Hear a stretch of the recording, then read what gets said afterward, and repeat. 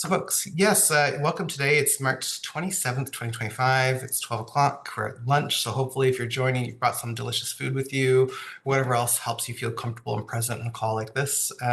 Today we're talking about active hope, and our focus on today's session is climate justice and Mezzo social work practice. We're joined by Kate Matheson, who is a social worker member of the college and will be leading us through some content and giving us insights into policy and Mezzo level practice and how we can incorporate levels of or elements of climate justice in our work as social workers, and what is our responsibilities and accountabilities. Before we get started, I am going to begin with a land acknowledgement, and I want to start by saying that I'm in Punamukutijik, which is colonially known as Dartmouth, but the offices of the College of Social Workers is located in Chibuktuk, and the work of the college, the Nova Scotia College of Social Workers, is located on the ancestral and unceded territory of the Mi'kmaq. The inherent rights of the Mi'kmaq were recognized in the Peace and Friendship Treaty signed with the Mi'kmaq, Maliseet, and the Passamaquoddy peoples from 1725 to 1779. This series of treaties did not surrender Indigenous land, resources, or sovereignty to the British Empire, but instead established rules for an ongoing relationship between nations. Canada later reaffirmed the treaties in Section 35 of the Constitution Act of 1982, and they remain active to this day. And as we begin this session, I just want us to take some time to pause in reflection and gratitude for the land where we live and work. As we do that, and as we consider this concept and this idea of climate justice and meso-social work practice, it's important to draw attention to the fact that we are expressions of nature. The forces of settler colonialism, capitalism, white supremacy, etc., seek to separate us as separate entities from, Mother Nature and the planet.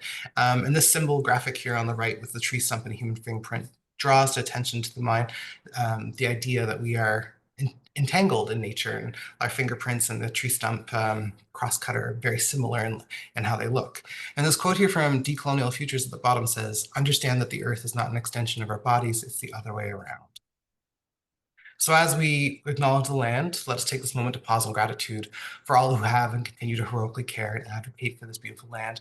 May we join them in this sacred work. So thinking of land defenders and water protectors across Turtle Island and people around the world who are engaged in resistance, and thinking all about the ways that in Mezzo social work practice, we can engage in resistance and justice work around climate as well. Let us ground ourselves in the wisdom of the land-based Mi'kmaq teachings and values that we must all begin to learn. Let us work to decolonize ourselves, our practice, and this community that we share by working for justice for all living beings as an expression of our gratitude for being here. Let us take a deep breath and recenter ourselves away from the violent ways colonization fills our world and fills us. And let us take a deep breath and work on letting go of the unconscious biases everywhere, inside and out. May our session today lead us to be in right relationship with this land and one another. And a reminder that we are all treaty people.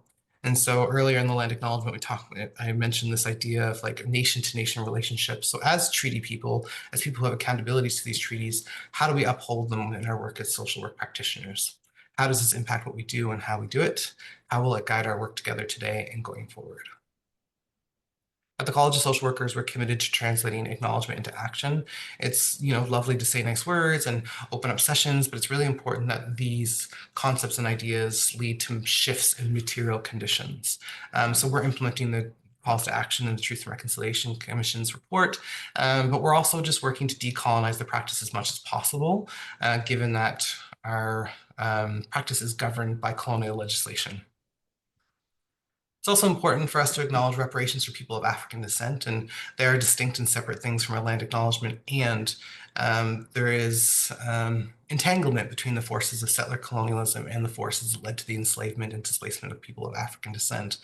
And at the college, our commitment for reparations is grounded in restitution, compensation, rehabilitation, satisfaction, and guarantees of non-repetition. If you're curious to learn about more about what our commitment is, you can read this post at our website on the 2024 Emancipation Day reparations link. The history of people of African descent in Nova Scotia is marked by resilience, contribution, and profound influence on the province's social fabric. From the Black Loyalists and the Maroons to the Southern American Black refugees, the legacies of these communities have indelibly shaped Nova Scotia's cultural landscape. Their stories, marked by perseverance in the face of adversity, are central to our shared history and necessitate both recognition and restitution.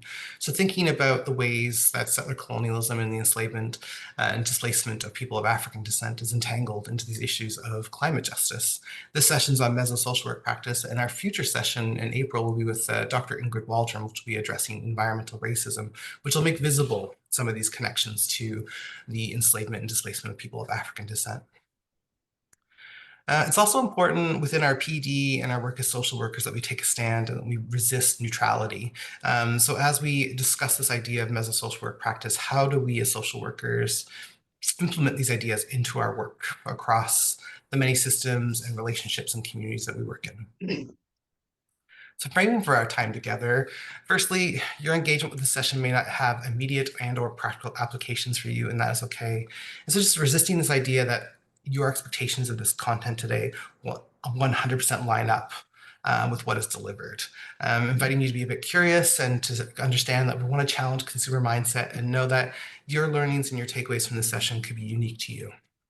You don't have to agree with anything presented or shared, but we ask that you be open to seeing what happens. I'm wanting to recognize everyone's expertise on this call, including Kate's, myself, and Dom's, but all of you joining have something to offer and bring towards the conversation of climate justice and Mezzo social work practice. Encourage you to take responsibility by observing and learning from your conscious and unconscious responses. It's up to you to decide how much you want to share and participate in the small group discussions. And just a reminder, we can all engage in ways that support others. You're also encouraged to record this as formal professional development activities in your yearly annual renewal and registration for the college. Our agenda today, we're going to do a check-in through the chat. We'll have a presentation from Kate on Mezzo social work and climate justice. We'll have some small group discussions and Sharebacks, and then a check-out and talk about next steps. So firstly, in the chat, I'm hoping that you folks can let us know how you are arriving. So just spend a moment to engage with this link that I'm going to put in here. It's Mi'kmaq place names to identify how are you arriving, the land that you're on, and what motivated you to attend today. So it'd be great to see some contributions in the chat for folks who arrived, and try to name the land that you're on. Reminder, like I'm in Punamukwategic, colonial known as Dartmouth, and I'm so curious to know where the rest of you are calling in from. So some objectives, we're hoping to build some knowledge around climate justice and Mezzo social work practice, hoping to build some skills through discussions around sustainability and Mezzo social work practice, and hoping that you have some shifts in feelings and attitudes and worldviews around climate justice through this information that's going to be shared today. Some of the questions we're going to explore are, how can we address the climate emergency within our own agencies and practice contexts? How can we activate a sense of urgency? How might we work across professions? How can we activate hope? For those of us who work in agencies, nonprofits, and other institutions, how can we advocate for stronger climate change policy? How might we collaborate with fellow social workers on ways to influence our workplaces and systems to better address global warming? Hi, Dom. Thanks for checking in. Reminder as well that all of our PD is grounded in our code of ethics. So we are going to be exploring contents related to value 2, principle 2.4 and 2.5 from the CSW, and then the NSCSW guiding principle 2.5. And so in the upcoming revisions of our code of ethics, we're going to have a much stronger, I guess, commitment to sustainability and the protection of land, water, and earth. And if you're curious about that, I'm going to share the presentation link in here so you can follow along. This will be really relevant for these small group discussions because there's some prompts in there that you're going to want to be looking up later. Second here, just copy and paste that.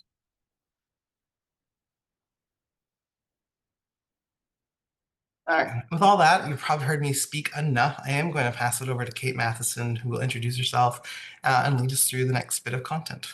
Kate, over to you. Thank you, Tyler. And I could listen to you talk endlessly, so that's all good. Thanks, everyone, for having me. As Tyler said, my name is Kate Matheson. I want to just take a minute to encourage everyone to go, if you haven't, go to the College of Social Workers YouTube page and watch Dominic Boyd's presentation, which was the first on our Active Hope series, because it's a really great foundation in the subject of green social work. I'm not going to sort of delve into what green social work is, but that's a great foundation if you want to go back and watch that later on. There's so much to think about in terms of how we can expand our practice and our personal lives to make an impact on the climate crisis.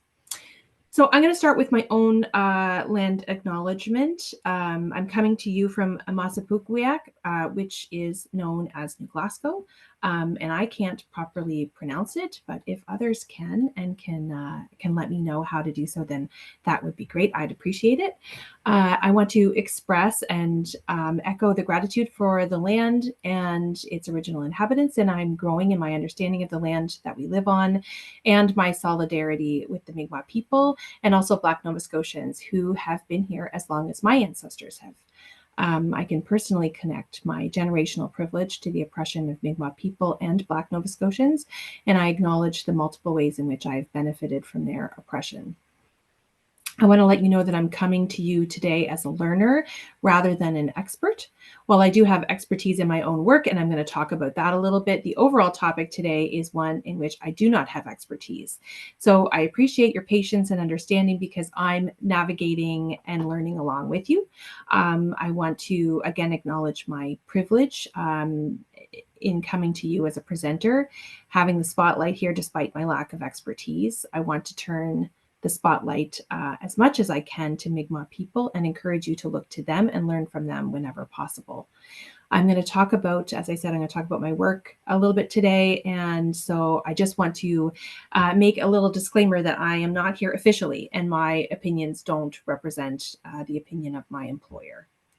And I just wanted to kick us off with a little quote from some of the reading that I did for today, which is that social workers and social activists can play crucial roles in mitigating the adverse effects of climate change through various strategies, including advocacy, community organizing, policy development, and direct support for vulnerable populations. So I'm hoping that can sort of ground our conversation today. Next slide, please, Tyler. So we're here to talk today about green social work and meso-level social work practice. So I want to dig in with a quick reminder on what we mean when we refer to the different levels of social work. When we practice micro-level social work, we're working directly with individuals and families to provide services. Meso-level social work is with and on behalf of groups, often in community agencies. And macro level social work is typically within or adjacent to larger systems doing advocacy, writing policy, or program development.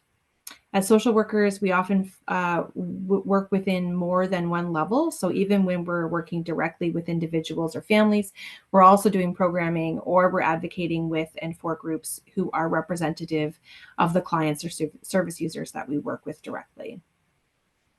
Today, we're going to focus in on the meso level. So this is where we're planning, developing and implementing programs, policy, and advocating. And I think we're at our best at this level when we're advocating in partnership with equity-seeking groups. We're boosting the perspectives of those who are typically ignored, and we're collaborating with the folks we work with, the public, and our colleagues.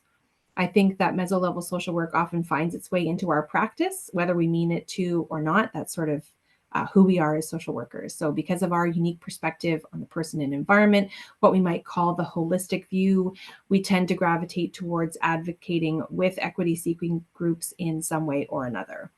And I think that this is what makes us activators of hope. We're inclined to organizing, advocating, and we work towards hope. Next slide, please.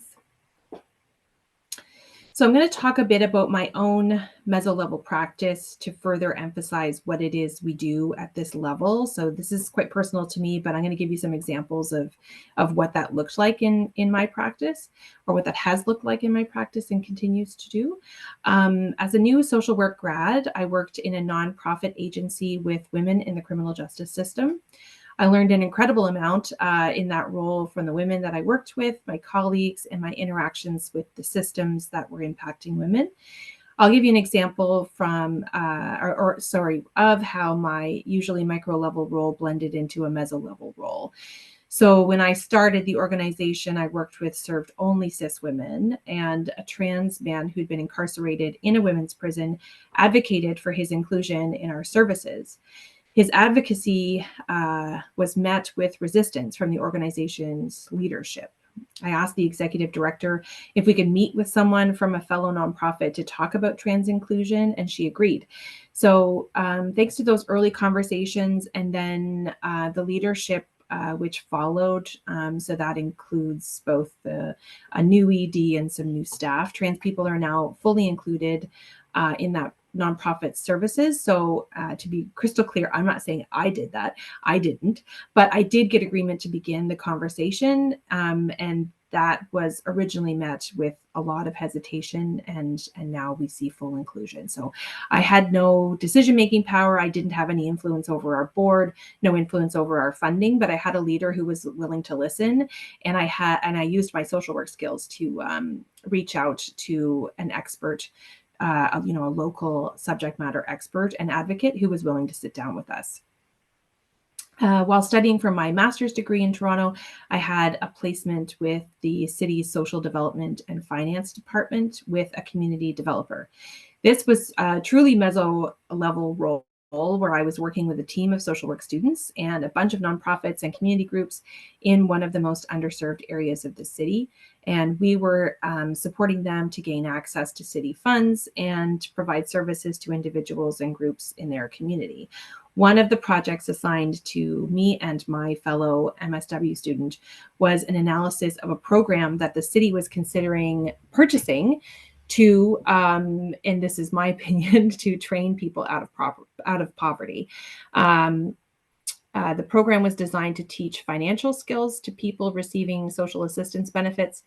And of course, my colleague and I both really balked at the concept, but we were asked to dig in and provide rationale, so we did. We did some research, both on the program itself and some alternatives, and the city was convinced that the program would not be implemented. And really, our argument was people on benefits could teach the course. You don't need to buy a course to teach people how to manage a very small amount of money. And also it was, racist and insulting. And so that was accepted. So that was a rewarding experience for sure. So currently I am a policy lead with Nova Scotia Health. I've been in this role since 2017. And my work at Nova Scotia Health sits sort of between meso and macro levels. I'm generally working with my colleagues on organizational policies for our very large healthcare system. So organizational policies being, not public policy, not government level policy, but the policies that dictate our work at Nova Scotia Health. And those have direct impact on patients. They're used by healthcare providers or other workers. And I often use advocacy skills to promote best practice and social justice. So an example from that is that we have a policy on patient identification. I advocated for the inclusion of a statement that would hold staff accountable for calling patients by their used name. Our information systems are antiquated, our bureaucracy is slow and inaccessible for name and gender marker changes, but we can demonstrate respect and care by calling people as they tell us they're called. I learned that this was important and achievable from a colleague at Pride Health. I heard them and I pushed to leadership on that point, and the leader responsible for the policy heard us and supported it. So another good success. Over the past few years, I've been raising little kids, volunteering, working full time, and trying to live my life. And I haven't thought too deeply about goals for my professional practice. But as parenthood becomes just slightly less intensive and my professional role expands in scope, I want to start thinking more and practicing more proactively. I want my organization to be more proactive, and I want to see an intersectional perspective on justice in all of our policies. I'm particularly interested in two-wide seeing, and I try to, one of my goals for this year is to read more about that and learn more about that, and how our healthcare system can become a system that practices both Indigenous medicine and European medicine. Next slide there, Tyler. So now we'll turn to green social work. Green social work can be applied to any level of practice. We can provide direct support to clients who are facing the stressful and disastrous effects of the climate crisis. We can advocate with groups of people for change in climate policy, and we can contribute to environmental justice policies that will hopefully mitigate the harmful effects of the climate crisis. I looked at 2 journal articles to frame my discussion about green social work in Canada. Both of these were written by researchers at Dalhousie School of Social Work. And I believe one of them included contributions from a researcher in Ontario. So in the first article, which is called Learning Green Social Work in Global Disaster Contexts, a Case Study Approach by Kyle Breen, Meredith Gregg, and Haori Wu, green social work is defined as a holistic and multifaceted framework to view social work practice that aims to restructure the status quo of social, political, and economic forces that negatively impact the planet and those on the social margins. The authors suggested that we can label 3 distinct categories of disaster for which we could use green social work to intervene with individuals, groups, and communities. So these 3 categories are natural disasters. So that would be hurricanes or extreme temperatures. Locally, we can remember the wildfires our province experienced in 2023. The second category is technological disasters, so oil spills and other industry impacts. So for Nova Scotia, we can think about Northern Pulp, which was a large pulp and paper mill here in Pictou County, and the impacts on our waterways in Pictou County. And the third category are willful or intentional disasters. So war, tends to fall into this category, considering currently the impact on the Gaza Strip or Ukraine. The authors used a case study approach, to demonstrate the relevance of the green social work framework for social work pedagogy, meaning that, what we're teaching in academia. One of the case studies they present is on drinking water in First Nations communities. So although the previous Liberal government achieved some success in reducing boil water advisories in Indigenous communities, there are currently, this was as of last week, 33 communities who still don't have reliable access to clean water. This is defined by the authors as a technological disaster. It's a failure of infrastructure. Employing green social work, our intersectional framework at the Mezzo level, addressing the boil water advisory would involve working with impacted First Nations communities and groups to advocate to government and also to the private sector to find a solution. At all levels, social workers must recognize both our active participation and complicity in oppression, and specifically participation and complicity in actions which have damaged and worsened our climate disaster. A meso-level approach asks us to consider the groups of people directly impacted by the disaster and work directly with them. In doing so, we must recognize the interconnectedness of all people, including our own connection to those communities without safe water. We have environmental justice issues in our communities to draw comparisons with. I'm really looking forward to Dr. Waldron's talk on that, on environmental racism. It's going to be really interesting. I live in New Glasgow, as I mentioned, very near to the former pulp and paper mill, and that has decimated Boat Harbor and caused extensive environmental and health problems for decades. And so we can sort of put that, in one of our categories and think about how we can work with folks at the meso level to do advocacy. Next slide, please. The research question for the second article from the same group is, what are the critical green social work driven components associated with micro, meso, and macro level social work interventions pertaining to supporting and promoting the individual and collective health and well-being of individuals, families, and communities affected by extreme events?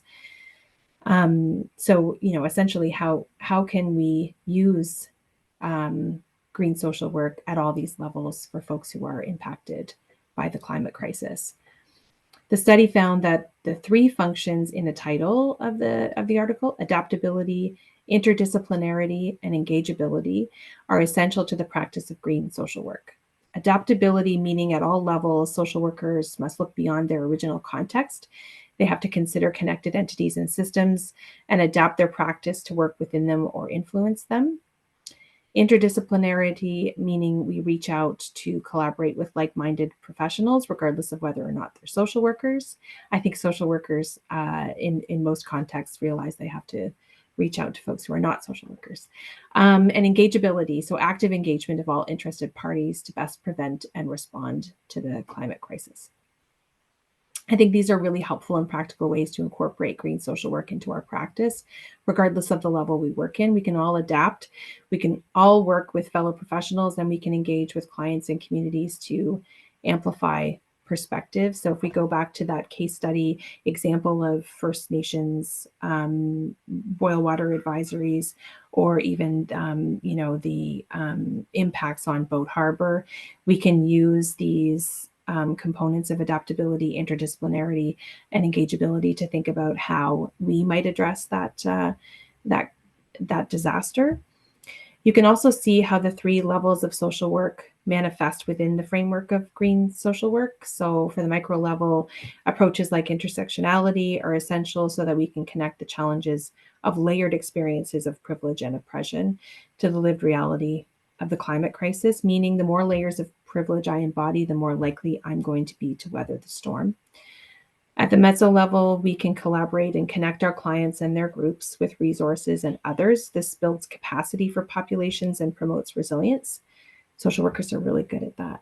On the macro level, we're advocating for those we know are most directly impacted by the climate crisis on a system level. Next slide, please. So what is the urgency for Mi'kma'ki? Remember, those 3 categories of disaster are natural, technological, and willful or intentional. Over the past decade, we've experienced both natural and technological disasters, and we have historical and present-day examples of willful or intentional consequences of environmental justice. There are circumstances of environmental racism throughout the province. We can look to Shelburne, to Africville, and to Boat Harbor as some of those examples, and you can learn more about these both from Dr. Waldron coming up in this series, and also folks like Louise Delisle from Shelburne and Chief Andrea Paul from Pictou Landing First Nation. Most recently, the provincial government has moved to reduce barriers to resource extraction that, in my opinion, open us to further willful or intentional disasters. Social workers have a key role to play in supporting people who are directly impacted by disasters by influencing and speaking on public policy. And in the meso-level practice we're focused on today, working with communities and groups to mitigate and address environmental injustice. Next slide, please. So the question is, how can we collaborate and advocate with communities directly impacted by the climate emergency? I want to talk a little bit about what I do, because many of us work in agencies, both small and large, which have corporate policies that provide direction and establish requirements for the corporation, whatever it may be, and its workers. As I mentioned, I'm a policy lead for Nova Scotia Health, which is our provincial health authority, and Nova Scotia Health provides services across the province and counts about 30,000 staff. So it's a really big agency. The administration of healthcare is a colonial project. Our healthcare infrastructure is based on a medical model which originates in Europe. It requires hierarchy and power over rather than power together. At Nova Scotia Health in the policy office, we often say that policy is a promise. It establishes what the organization does and sometimes what it does not do on a given subject or in a certain circumstance. I found there's a common fundamental misunderstanding of the purpose of policy and its function in the organization. This tends to be based on folks' training and previous career experiences or professional experiences. Policy is not a tool of empowerment. It is a tool of restriction. It provides barriers and guardrails to the policy implementer in order to mitigate organizational risk. Sometimes that provides a mitigation of personal professional risk as well, but the ultimate goal is to mitigate risk to the organization.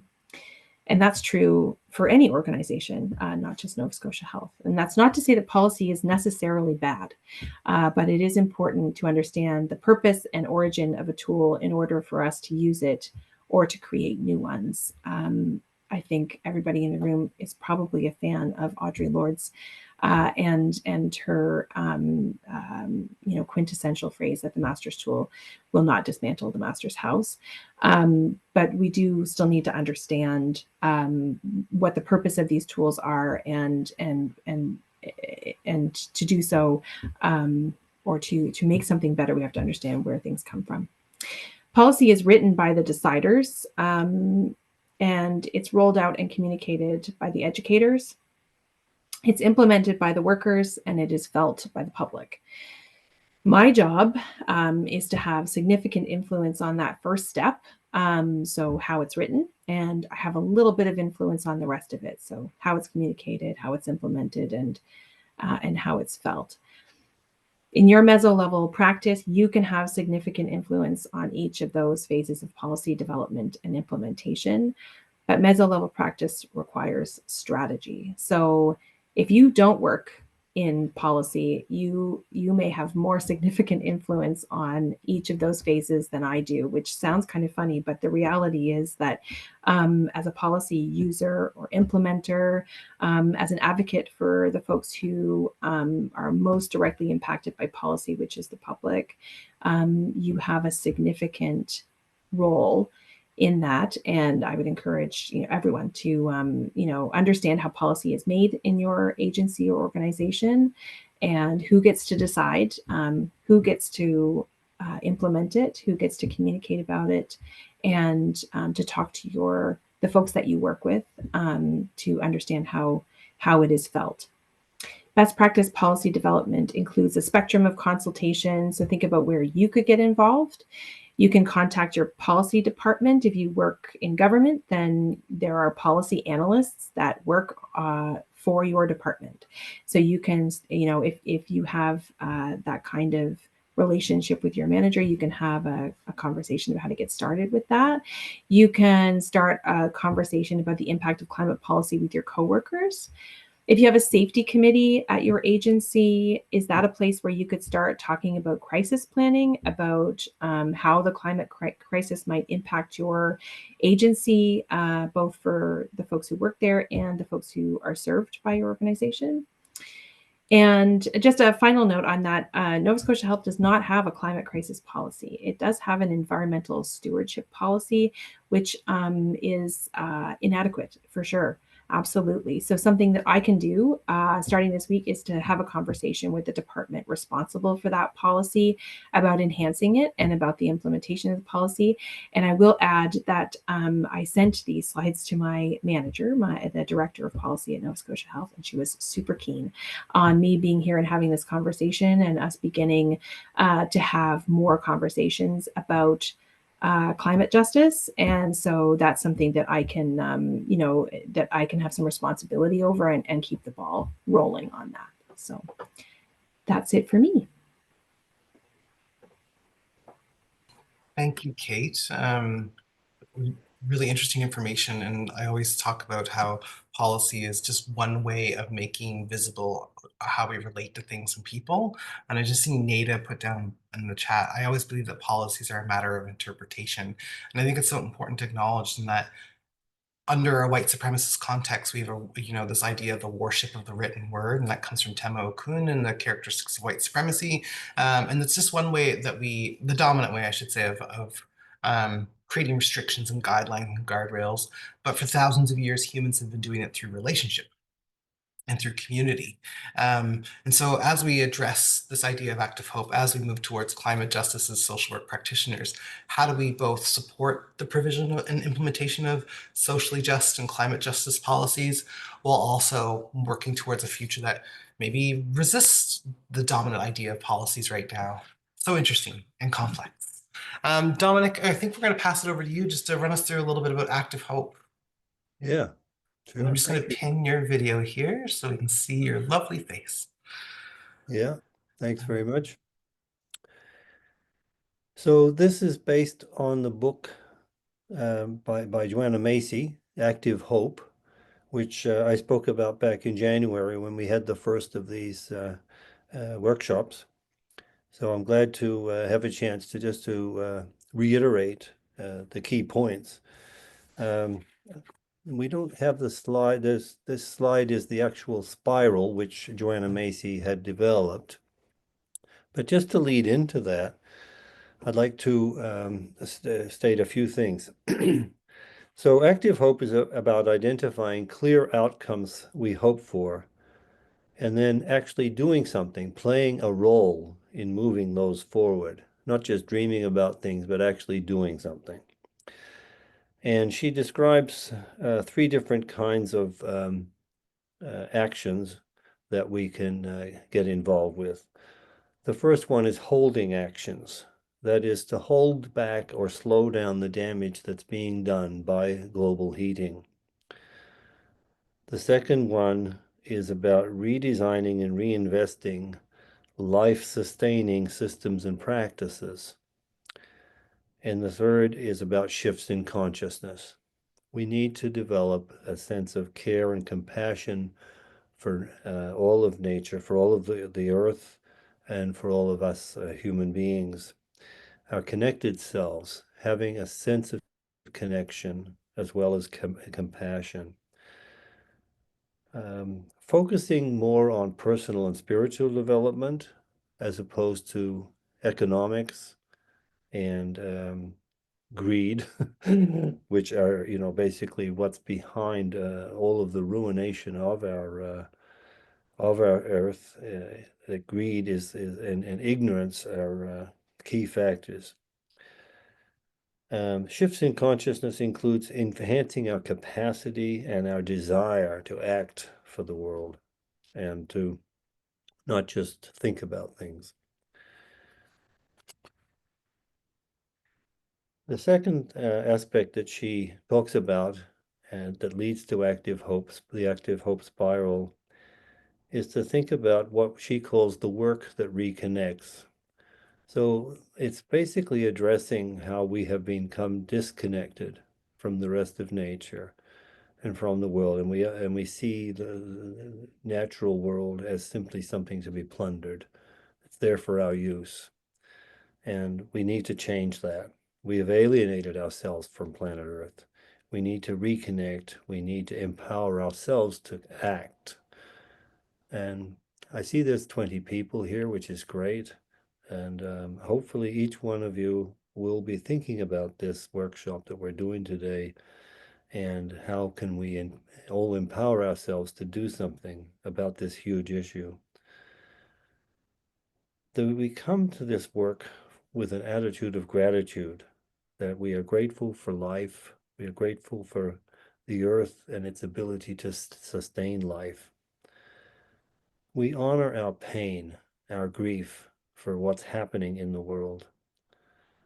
And we see with new eyes, eyes that are wide open, the two-eyed seeing. We are part of nature. We are not distant from nature unless we actually back off. We cannot live without the air. We cannot live without the oxygen. We cannot live without water, clean water. We have to honor our pain for the world, to recognize that that pain is there for a reason. We grieve the way things are, and that should lead us to action, not just to suffer. And so that work that reconnects is about going forth and taking practical steps. So if we think about the active hope spiral, we start by asking ourselves, what is something that I love? I love nature, I love the sea, I love birds, whatever. But just basically centering oneself in terms of what do I actually love? Maybe my family, my children, my co-workers, my clients. And then coming to an attitude of gratitude, I'd like to thank who do I want to thank? What do I want to thank? Do I want to thank in a big way how our world, our earth, has been able to create life? The earth began 4 billion years ago, and within about a 500 million years, life began, which is phenomenal. How did that happen with all of the heat that that early Earth had from all the bombardment of meteorites, from bombardment of ultraviolet rays, gamma rays, and so on. It all happened in such a way that life could start. So being thankful for being here on this earth and having an opportunity to do something to improve things. So then the third item, looking at the future, my concerns are, and that could be quite a few different concerns, but but facing these concerns, look for what inspires you. Why do I want to do something about this? For me, it was partly because I have grandchildren now. I want my grandchildren to have a world they can live in, and I want their children and their children's children to have a world they can live in. So that's inspiring for me. Along with that, I'm inspired by other social workers and people from other backgrounds who are very concerned about these issues and are working on these issues. What I hope for in the future. So giving ourselves space and courage to hope for something better. It could be big, it could be small, but we can hope that, for instance, that our different countries will come to stop this overheating of the environment and begin to gradually draw down the excess carbon dioxide and other greenhouse gases that are in our atmosphere. And so we can gradually allow the planet to cool naturally to where it ought to be. That's the big picture. Concerning that, what's the part that I'd like to play? Everyone has an opportunity to do something about this. It could be small, it could be big, but think about what is something you'd like to do, and then how can you break that down into taking a first step during the next week to actually do something concrete. So this is where we take those SMART goals and begin to break it back down into something that we can actually do and to do within the next week. So thanks for listening to me for presenting on this particular topic of active hope. And I encourage everyone to think about that term and carry that term with you as you go about your days. Active hope. Thanks. Thanks, John. Um, Folks, I'm putting some links in the chat as the conversation's been going. So I put in some resources around active hope from Joanna Macy. And I also Googled the work that reconnects, and it turns out there's a really cool network called the workthatreconnects.org that's about this idea of connecting ourselves back to nature through this lens of active hope. I encourage you folks to take a look at that. It's really interesting. I'm going to take a look myself. Also, just want to name, for many folks on this call, you might have been motivated in attending this because maybe you're feeling a bit of existential despair. Maybe the issues of the now feel so insurmountable or overwhelming that you don't even know where to begin, or you don't know what your role is. And hearing Dom just speak now, and Kate as well earlier, thinking about the ways we can address issues, is there are many ways. It's not just protesting. It's not just doing, advocacy in the streets. It's, there are relationships that we hold in agencies and families and community that can allow us to influence things towards climate justice. And having this idea of hope and this active hope is essential to being able to believe that we can move beyond the messiness and the complexity and the hardness of the now. We have to be able to dream that there's a better future out there to be able to move towards it. So with this content today, we are going to move into small group discussions, but I do want to acknowledge that in the small group discussions, we'll probably be there for 15, 20 minutes. Kate can't stay with us for the whole time. So I just want to say thank you, Kate, so much for your content today and for sharing your expertise and knowledge and the things that you've learned and welcome developing this presentation today. So much appreciation for you. Kate, Thank you, myself, and Tyler, Dom. and thank you, Okay. Dom, too, for Dom's good at giving a gentle nudge. Yeah, absolutely. Is he ever? Yeah. Nudge, nudge. Yeah, nudge, nudge. Well, I think we all need a little nudger in our lives, right? And I think we all have the opportunity to nudge others. And I know I wouldn't have been a social worker if someone hadn't, nudged me into this profession. Maybe you folks have stories similar to that about someone who you've been in a relationship with who's offered you the opportunity to do something different or dream bigger. I'm going to put the Canva presentation link in there again because there are going to be some discussion prompts for your small group discussions that I'd encourage you to reflect upon. but also want to encourage folks to have the conversation that feels right for you. Kate, myself, and Dominic will be in the small groups as well. We're going to have about 3 of them. Given the number of people that are still here, if you have to leave at 1 o'clock or whenever you have to leave, it's totally okay. Take care of yourselves first. But for those who are sticking around for the small group discussions, I'm looking forward to them. I'm also going to pause recording for now, that we're not recording the small group discussions, but when we return back to the larger group, I will record again for the Sharebacks. Welcome back, everyone.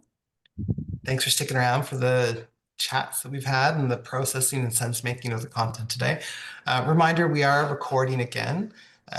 We are going to be posting the link to this video in this session on YouTube like we've done with the other ones. And I think it's important to record some of the themes and sharebacks from folks who are participating in these calls. So I'd love to hear from 2 or 3 people what came up in your discussions today. Any themes, ideas, or stories emerging from this content of Mezzo social work practice. And Jan, I'd love to pick on you first, if that's okay, because I know you have a whole group of people there. Would you be up for sharing any of your insights?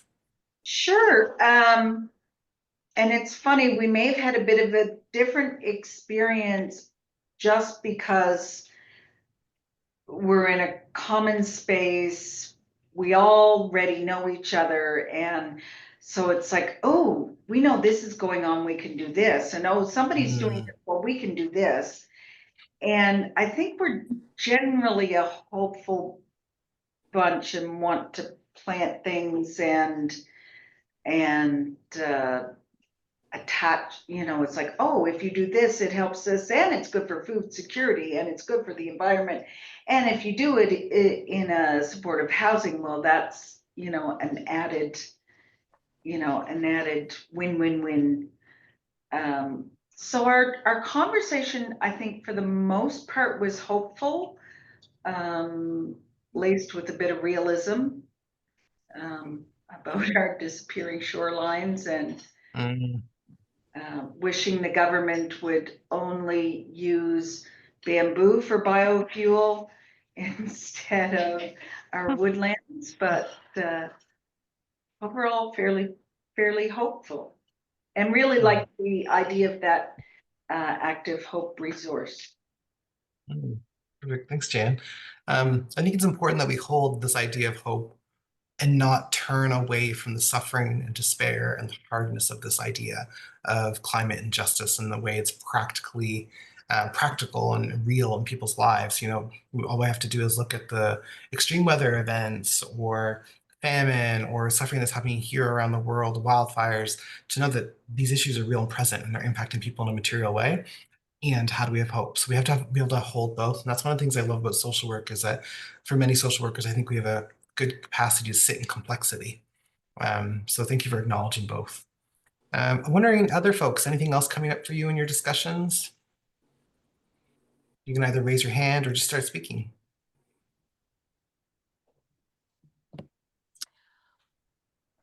Hi, can you hear me? Hi, Linda. Yes. Hi. Well, what I got from our discussion is the book, Act of Hope. I'm interested. I looked it up. I Googled it, and so I think I'm gonna order the book and read it, because I think it's an interesting. It sounds like it's a very interesting book, and certainly related to life in general. And I think, well, I got to meet, I guess, 3 other people, which was, like, it's nice to talk to them in a group like that, to get to know where they're working and what they're doing and what they're thinking about. And so we did talk a little bit about how we can influence, how we could pass, I guess, promote and educate or advocate for climate change, or how every person on the planet can have an impact. And one was like, we have an election right now, so we can make sure our clients are aware that their vote is important, and we can encourage them to be a part of climate change by making sure they get out and vote and know what each party is standing for. And also they can also be a part of, because we're threatened by the Trump, the tariffs and so on. It's extremely important to be, use your voice in that election, and also be to stand up for Canada, and to try and look at purchasing and taking care of what we have here, because what we have is very precious. Yeah, thank you for that, Linda. I know in our group I mentioned that I've run for federal politics 5 times, and the joke is that I share that I love to lose, because I certainly didn't win any of those times.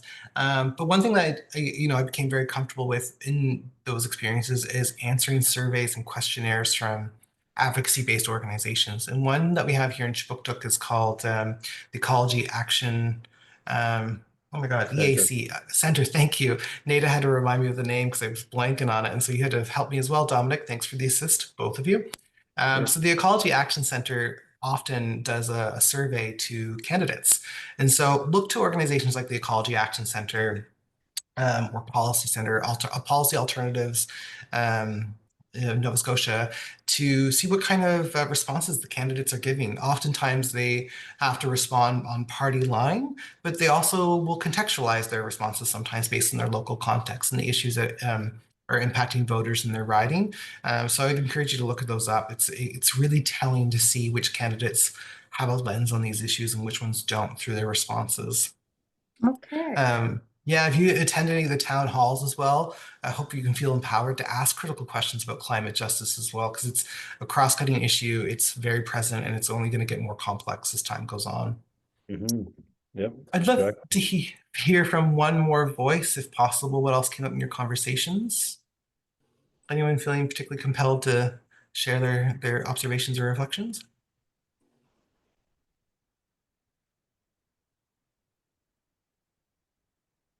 In our group, this is Dom here, there was a sense that it's difficult to tie this into the direct work one does with clients. And what Linda, however, mentioned is, and what you were talking about, Tyler, it is something we can talk about with clients sometimes, at least. What are their concerns, and encouraging people to be involved and to, look up stuff on the Ecology Action Center's website and on David Suzuki's website, and that even if at the micro level we don't see a direct relevance, we certainly can look at and discuss with other co-workers and with management, what we should our organization have a policy on global warming, and what steps could it take to decrease its carbon footprint, like those kinds of things. And there's lots and lots of opportunities for social workers to get involved with this issue on the Mezzo level or the advocacy level. And so don't despair if you don't see a direct relevance to your one-on-one kind of work. Just look in other directions, like what we've done today, looking at the Mezzo level. Thanks, Dom. I really appreciate that. And I know I've referenced the work of Decolonial Futures earlier.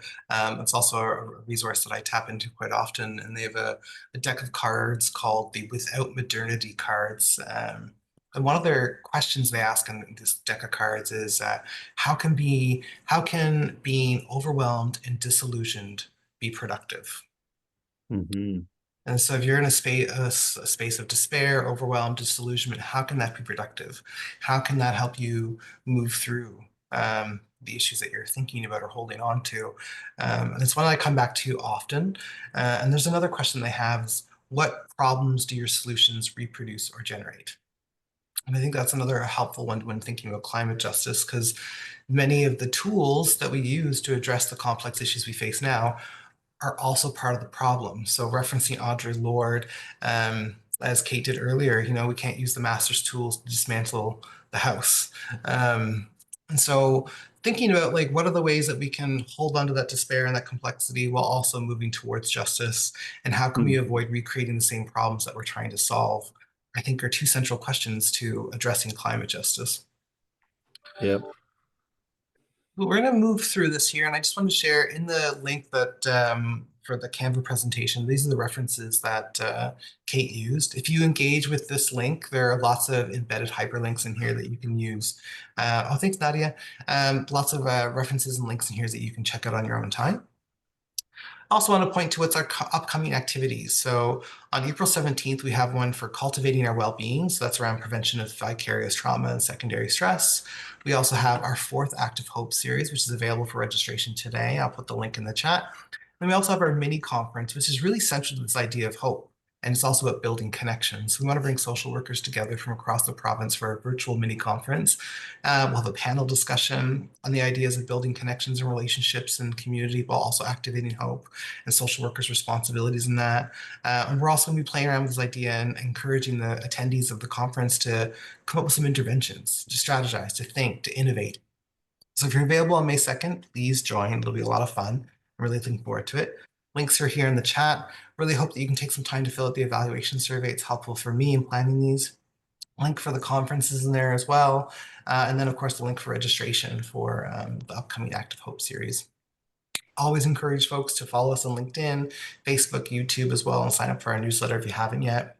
We'll have a newsletter coming up later today. Comes out every 2 weeks. I hope whatever you have on the go today or the rest of the week or the weekend, I hope there's something you can look forward to.